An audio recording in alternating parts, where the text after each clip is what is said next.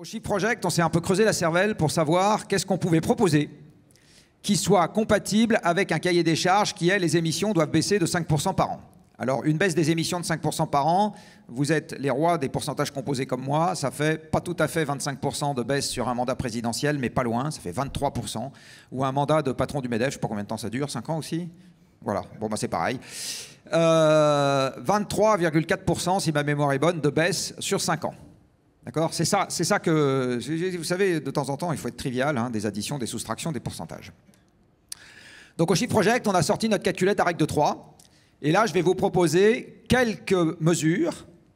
Donc normalement, pour ceux à qui il reste des cheveux dans la salle, ils vont se dresser sur leur tête. Concerne toutes les femmes, normalement, qui gardent leurs cheveux plus longtemps. Vous allez voir ce que disent les règles de 3 quand on commence à s'intéresser concrètement au problème. Non, pardon. Avant de finir, le plan de transformation de l'économie française est un ouvrage dont le titre est légèrement menteur, parce que nous avons fait de l'économie sans parler d'euros. Pour nous, l'économie, c'est quoi? C'est des flux physiques de transformation et des gens. Donc c'est des métiers, des compétences, et c'est des choses, des ressources naturelles à transformer et des flux physiques de transformation, de déplacement, etc. Et les euros, on voit ensuite. Hein. Si j'en reviens au transport aérien, pour nous, le transport aérien, c'est d'abord un nombre d'avions qui se baladent sur des distances données et un nombre de gens qui travaillent dans le secteur. Combien coûte le billet d'avion? Ce n'est pas notre sujet dans un premier temps. Et donc, dans le plan de transformation de l'économie française, on a regardé comment devaient évoluer les flux physiques des activités économiques à partir du moment où on baissait les émissions de 5% par an. Et par ailleurs, on a été sympa sur 2 points. Un, on ne s'est intéressé qu'aux émissions françaises, alors qu'aujourd'hui, l'empreinte carbone de la France, c'est 40% d'émissions importées. Vos vêtements n'ont pas été fabriqués en France. Une partie des engrais permettant de cultiver ce que vous allez manger à midi n'a pas été fabriqué en France. Le plastique, il vient du pétrole qui n'est pas fabriqué en France, enfin qui n'est pas produit en France. La quasi-totalité de ce que vous pouvez trouver dans une grande surface aujourd'hui, c'est made in ailleurs. Hein. Donc les émissions sont aussi des émissions qui ont eu lieu ailleurs. Donc on a fait de l'économie physique. Alors, quelques secteurs dans lesquels on vous propose quelques résultats. On ne voit pas comment tenir les moins 5% par an sans les mesures que je vais vous proposer maintenant. Dans la construction neuve, il faut progressivement diviser le rythme de construction par 2. Je me rappelle que quand j'avais eu l'occasion de présenter ça devant un certain nombre de responsables de la construction, ils avaient trouvé ça moyen. Qu'est-ce que ça veut dire en pratique? Ça veut dire notamment que la construction des résidences secondaires est largement freinée.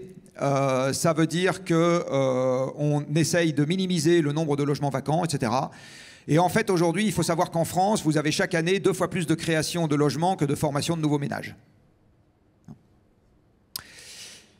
Il faut passer les logements à des performances d'enveloppe qui soient supérieures, c'est-à-dire en gros limiter les déperditions thermiques et limiter les invasions thermiques d'été, parce que de plus en plus on va avoir un sujet d'invasion thermique d'été, hein, et pas de limitation de déperdition thermique en hiver.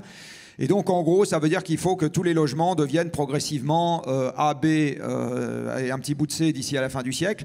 Alors dit comme ça a l'air très simple. On va dire il n'y a qu'à mettre les milliards. En fait, c'est pas le problème des milliards, c'est un problème que vous connaissez très bien. C'est le problème des gens. C'est le problème des gens. Ça veut dire qu'il faut rajouter 200 à 300 000 personnes dans l'artisanat du bâtiment. Et pour le moment, ils sont pas là. Voilà. Donc on a un sujet dans tous les plans d'ensemble qui est un sujet de compétence qui en général est le parent pauvre des politiques publiques.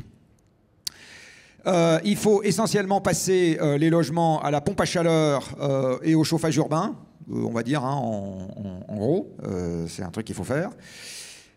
Dans l'industrie, 3/4 des émissions industrielles, pour ce qui reste de l'industrie en France, sont le fait de la fabrication des matériaux de base. Acier, chimie, ciment. Une fois que vous avez tapé ces 3 matériaux-là, vous avez 75% des émissions industrielles françaises. Alors vous n'êtes pas sans savoir que le ministère, M. Lescure, a proposé aux 50 sites les plus émetteurs de leur financer des tas de trucs pour qu'ils émettent moins. En fait, il n'y a pas que financer directement les sites, il y a plein d'autres trucs à faire. Là, regardez par exemple pour l'acier. Dans les choses qu'il faut faire, il faut faire... Ah, il n'y a plus d'image. Ah si, j'ai... Dans les choses qu'il faut faire, en fait, vous avez un certain nombre de mesures et aucune d'entre elles ne fait la totalité du job. Donc certes, il faut augmenter le recyclage. Il faut également augmenter l'efficacité des hauts fourneaux existants. Puis, il faut consommer moins d'acier. On peut utiliser moins d'acier dans la construction, par exemple. Et puis, par ailleurs, si on construit moins de mètres carrés neufs, on va nécessairement utiliser moins d'acier. Et puis, on peut encore faire un certain nombre d'autres choses, comme par exemple la réduction directe à l'hydrogène. Mais vous voyez que dans cette affaire-là, c'est 20% du gain. C'est pas 100% du gain. Parce qu'il y a d'autres mesures à mettre en œuvre, sinon ça passe pas. Retenez que pour remplacer un haut fourneau actuel par un dispositif de réduction directe à l'hydrogène, il faut mobiliser un réacteur nucléaire. On a 3 hauts fourneaux à Dunkerque, 3 ou 4, un haut fourneau à Fos. Donc rien que pour remplacer la production actuelle d'acier, pour la passer du coke à l'hydrogène, il faut 5 réacteurs nucléaires. Voilà, c'est pas un truc qu'on va trouver sous le sabot d'un cheval demain matin. Je ne suis pas contre le fait qu'on les fasse, mais ça ne va pas être pour demain matin. Pareil dans le ciment, là vous avez l'ensemble des mesures auxquelles on a réfléchi. Donc vous avez un certain nombre de choses. Vous pouvez faire de l'efficacité dans les cimenteries, ça fait une partie du job. Vous pouvez changer, vous pouvez faire prendre des combustibles, des déchets qu'on brûle en cimenterie, etc. Mais après, il y a d'autres mesures qui commencent à être des mesures qui ne sont pas strictement à isoproduction. Par exemple, vous pouvez baisser la quantité de clinker dans le ciment, ça c'est un truc qui est faisable. Vous pouvez baisser la quantité de ciment dans le béton, ça c'est un autre truc qui est faisable. Vous pouvez passer, ça c'est ce qui s'appelle l'optimisation béton.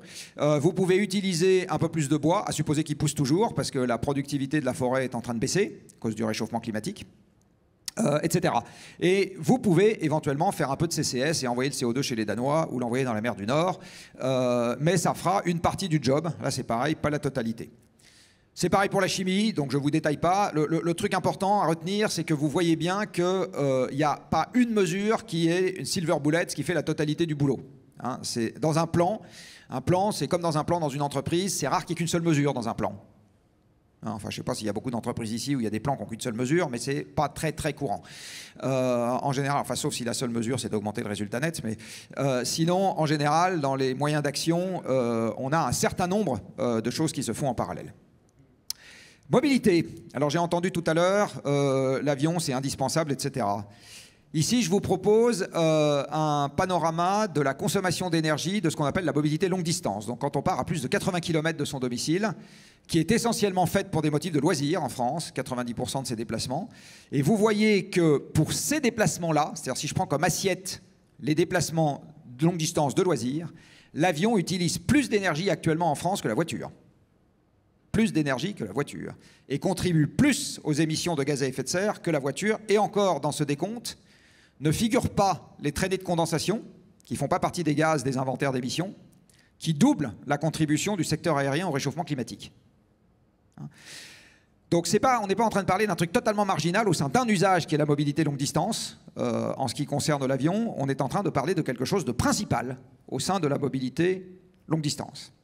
Avec ce que je vous ai montré tout à l'heure sur le pétrole, c'est ce qui m'a conduit à dire un jour à la radio et à me faire contredire par M. Faury, qui ne voit pas l'hydrogène du tout en 2035, hein, il l'a dit hier matin, il le voit plutôt après 2050, à supposer qu'on en ait un jour, parce que l'avion à hydrogène s'appelle la fusée Ariane pour le moment, ça marche bien, mais pas exactement pareil. Vous avez, avec ce qu'on voit sur l'approvisionnement en pétrole et la très grande difficulté à trouver pour des raisons techniques des substituts, mon pronostic, c'est que l'aviation de masse est née avec le pétrole. Mon père, qui était docteur en physique, il est parti aux États-Unis dans les années 50 en bateau. Et l'aviation de masse finira avec le pétrole. Je dis bien l'aviation de masse. Hein, voilà. Bon, ça, je vais passer parce que j'ai pas le temps. Alors, qu'est-ce qu'on fait dans la mobilité de longue distance? Ben, vous voyez, 1 milliard de trucs. Dont qu'est-ce que je veux dire, l'électrification des voitures que vous avez en bas à droite, c'est une partie du job. Mais il faut faire du report modal, il faut faire du covoiturage, il faut faire de la massification, il faut électrifier les véhicules, il faut faire de l'efficacité ici, etc. Donc vous avez 1 milliard de mesures. Et c'est pareil pour le fret. Alors le fret, on en parle peu, mais à mon sens, c'est plus urgent que la mobilité des gens. Mais pourquoi est-ce qu'on s'occupe de la mobilité des gens? Parce que les gens votent et les marchandises ne votent pas. Alors que si demain matin, je supprime les camions, non seulement il n'y a plus d'événements ici, mais vous mourrez tous de faim. Si demain matin, je supprime les camions, vous mourrez tous, moi aussi du reste, de faim. Tous. Parce qu'aujourd'hui, le transport des marchandises est devenu totalement indispensable à faire vivre des ensembles urbains de quelques centaines de milliers ou quelques millions de personnes, parce que ce n'est pas avec quelques fermes verticales pour faire pousser des fraises qu'on va nourrir les 80% de la population qui aujourd'hui habite en ville. Donc j'insiste, si demain matin on supprime les camions, les populations occidentales meurent de faim. Qu'est-ce qu'on fait aujourd'hui pour décarboner le fret? Beaucoup moins que ce qu'on fait pour décarboner la mobilité des personnes. À mon sens, dans un plan d'urgence, c'est l'inverse qu'on devrait faire parce que nous, on a des jambes. Et donc, au pire, on se lève 1 heure plus tôt et on prend un vélo. Le colis, il ne fait pas ça. Qu'est-ce que ça va donner sur l'emploi, cette histoire? Et j'ai terminé avec ça. Alors, on a fait un calcul, toujours sur la base des flux physiques, en disant, bah voilà, si on a besoin de moins de voitures, plus de vélos, moins de gens pour construire des bâtiments, plus d'agriculteurs, etc., comment est-ce que se déforme l'emploi? On est allé en discuter avec des tas de gens, notamment avec les gens avec qui vous êtes un peu chicanés récemment, c'est-à-dire les syndicats de salariés. Et ça a été des discussions très intéressantes. La conclusion qu'on a, c'est que c'est un chamboulement massif, et en fait c'est probablement là un des premiers freins à l'action, c'est un chamboulement absolument massif sur les emplois et les compétences. Un chamboulement absolument massif sur les emplois et les compétences. Aujourd'hui, ça, c'est très peu regardé. C'est évidemment le truc qui fait peur, parce qu'on a tous peur de perdre notre job, et on n'est pas non plus très rassuré à l'idée de changer fondamentalement de job, de région, etc. Vous êtes très bien placé pour savoir que dès qu'on a une transformation un peu ample à faire dans une organisation, c'est un des trucs qui bloque les gens. Là, on a regardé un gisement que de 4 millions d'emplois. On n'a pas regardé les autres parce qu'on n'avait pas les moyens. Et on a fait une hypothèse très hardie, et qui, à mon avis, ne se vérifiera pas, qui est que la productivité du travail reste constante. Et cette hypothèse est très hardie parce que quand on regarde ce qui a fait augmenter la productivité du travail, c'est le fait d'avoir adjoint des machines aux gens. L'agriculteur aujourd'hui, il n'est pas plus productif que l'agriculteur il y a 2 siècles parce qu'il a plus de bras et de jambes. Il est plus productif parce qu'il ne fait pas le même métier. Il y a 2 siècles, il binait la terre avec ses bras et ses jambes. Aujourd'hui, il conduit un tracteur. Donc ça n'a rien à voir, il ne fait pas du tout le même métier. Et en fait, ce qui cultive aujourd'hui le champ, c'est le tracteur, c'est pas le paysan.